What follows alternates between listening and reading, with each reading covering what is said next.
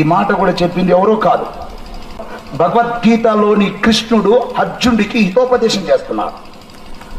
అర్జునుడు అడుగుతున్నావు, బావా భగవంతుడు భగవంతుడు అంటారు, ఎవరు బావా భగవంతుడు అన్నప్పుడు అర్జునుడికి కృష్ణుడు హితోపదేశం చేస్తున్నాడు. ఓయ్ బావా అర్జున, భగవంతుడు అనేవాడు గురువుగా ఉండాలి, దేవుడుగా ఉండాలి, పరమంగా ఉండాలి, పరమవారిని సృష్టించిన వారు ఉండాలి, నిర్మలమైన మనసు కలిగి ఉండాలి, శాంతమూర్తిగా ఉండాలి, పెళ్లి కానటువంటి వాడు ఉండాలి, కామ క్రోధ లోభ మోహ మదవర్చనలు లేనటువంటి వాడు ఉండాలి, అలాంటి వాడు బావా భగవంతుడు అన్నాడు. అలాంటి వాడు ఎతుకుతే ఎక్కడ లేడు, ఒక్క బైబిల్లోనే కనపడ్డాడు.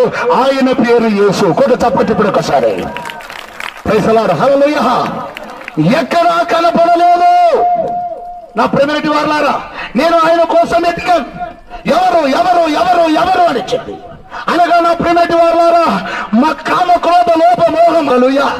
ఇప్పుడు పాపము లేని వాడే కావాలి. పాపము లేని వాడు పరిశుద్ధుడు ప్రపంచములో యేసు ఒక్కడే.